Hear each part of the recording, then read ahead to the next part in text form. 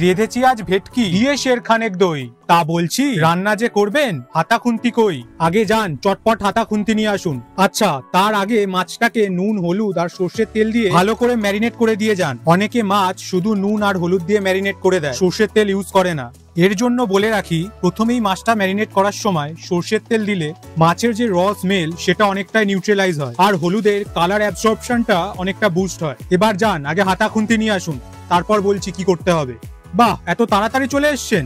এখন পেঁয়াজ, টমেটো আর কাঁচা লঙ্কার একটা স্মুথ পেস্ট তৈরি করে ফেলুন, আর তার সাথে একটা পেঁয়াজ সরু সরু করে কেটে নেবেন। এই যে কুচানো পেঁয়াজ, এটা গ্রেভিতে থিকনেস দেবে, আর যদি কুচানো পেঁয়াজ ইউজ না করা হয় তাহলে গ্রেভিটা একদম পাতলা হয়ে যাবে, মাছের ঝোলের মতো। এরপর পরিমাণ মতো দই নিয়ে ভালো করে ফেটিয়ে নিন।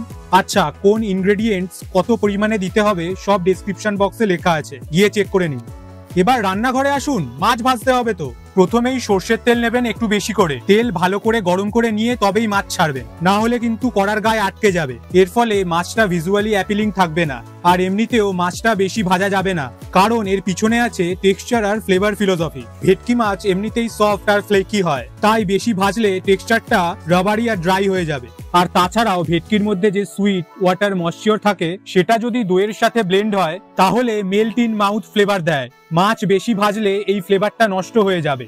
এবার গ্রেভি বানানোর পালা। প্রথমেই তেলে গোটা গরম মশলা, শুকনো লঙ্কা আর তেজপাতা দিয়ে দিন।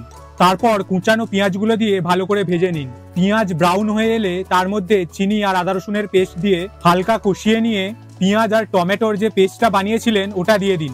তারপর পেঁয়াজের জলটা হালকা শুকিয়ে এলে হলুদ গুঁড়ো, কাশ্মীরি লঙ্কার গুঁড়ো, ধনে গুঁড়ো, জিরে গুঁড়ো দিয়ে ভালো করে কষাতে থাকুন। আমি কাঁচা লঙ্কা ব্যবহার করেছি বলে ঝালের জন্য আর গুঁড়ো লঙ্কা ব্যবহার করিনি, শুধু কাশ্মীরি লঙ্কা গুঁড়োই দিয়েছি। এরপর গ্যাসের আঁচটা স্লো করে ফেটানো টক দইটা দিয়ে ভালো করে নাড়াতে থাকুন, তাহলে দইটা কেটে যাবে না।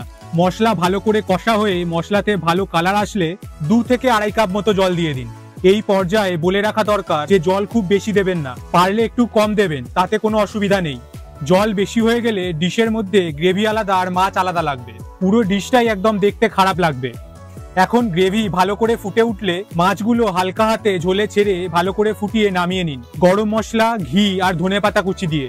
শেষে ধনেপাতা দিলে ডিশটা আরো ভিজুয়ালি অ্যাপিলিং লাগে, আর ধনেপাতা দইয়ের সুইট অ্যারোমাটাকে কমপ্লিমেন্ট করে একটা ক্লিন ফিনিশ দেয়।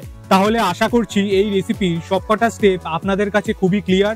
দেন আজকের জন্য টাটা।